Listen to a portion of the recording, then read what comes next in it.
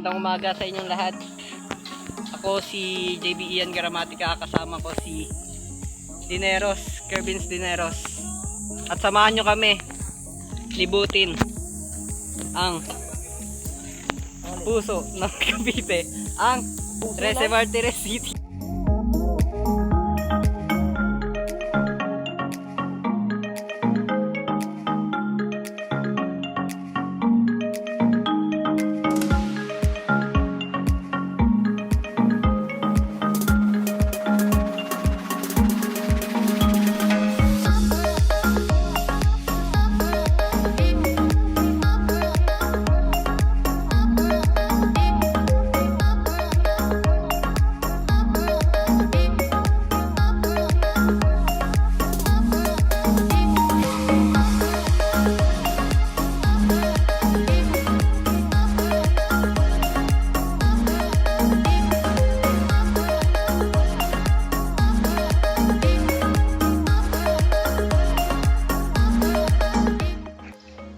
Ang Trece Martires City ay kasalukuyang pinamumunuan ni na Mayor Gemma Buendia Lubigan at Vice Mayor Romeo Bobby Montehermoso Jr.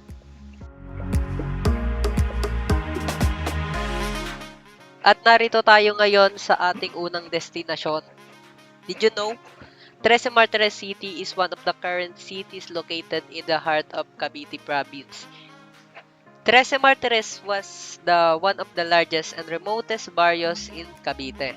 Its name was Quinta or Quintana, which served as a part of the municipality of Tanza, Cavite. In the present, most of Cavite's provincial offices, including the Cavite Capitol Building, are located in Trece Martires, which is why it remains the de facto capital of the province. Trece Martires City was named after the 13 martyrs of Cavite who were judged of rebellion and were executed by the Spaniards on September 12, 1896 during the Philippine Revolution. At malapit sa Kapitolyo ay matatagpuan ang SM. Sa SM na ito ay maaari kang tumambay, magpalamig at makipagbanding sa iyong pamilya. Mayroon din itong arcade games at mga fast food sa loob. Sikat ito lalo na sa mga estudyante na nais gumamit ng libreng internet. Sa katapat naman ng SM ay matatagpuan ang 167 Shopping Mall at ang Trece Martires City Wet and Dry Market.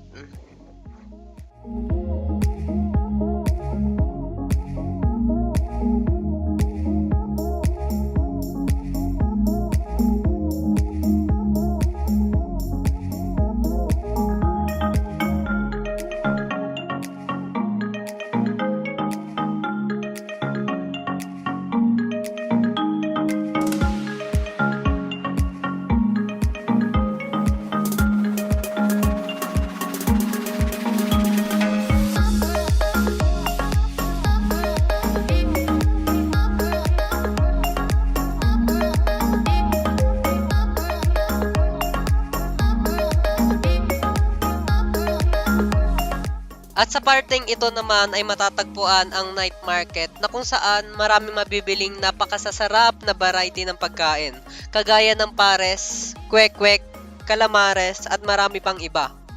Sayang at masyado pang maaga at hindi pa natin makikita ang mga ito sa ngayon.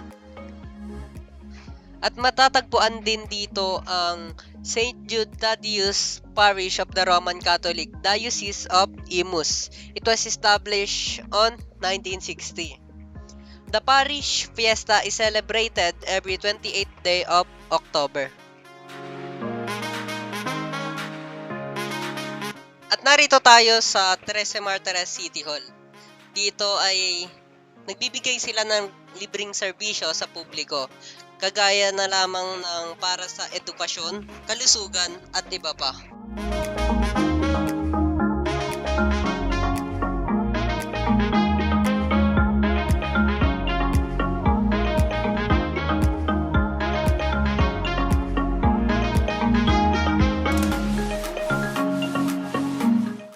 Sa tabi ng City Hall ay may kita ang rebulto ng 13 martir ng Cavite na sina Antonio San Agustin, Alfonso de Ocampo, Victoriano Luciano, Severino Lapidario, Luis Aguado, Eugenio Cabezas, Feliciano Cabuco, Hugo Perez, Jose Laliana, Maximo Gregorio, Maximo Inocencio, Francisco Osorio at Agapito Conchu, na sa kasalukuyan ay naging pangalan ng 13 barangay sa lungsod.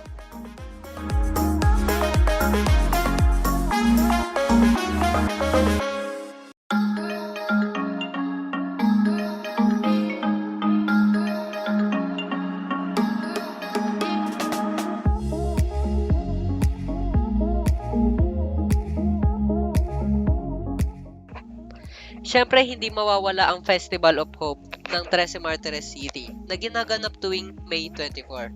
Nagkakaroon ng mga street dance competition at pagbibigay ng libreng concert ng mga local artists at banda.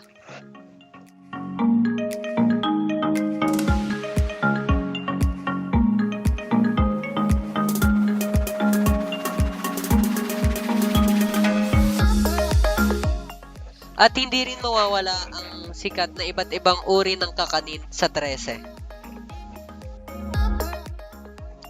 Siyempre, bago matapos ang ating vlog, kailangan natin ng pantanggal pagod na fresh buko na may kita mo kung saan-saan sa 13. Kung dadayo kayo sa 13, palagi kayo magdala ng payong at tubig para maiwasan ang sakit at heat stroke.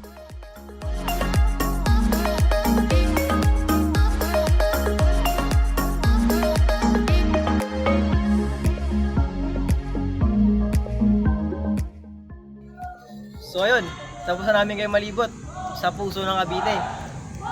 Paano ba yan? Paalam!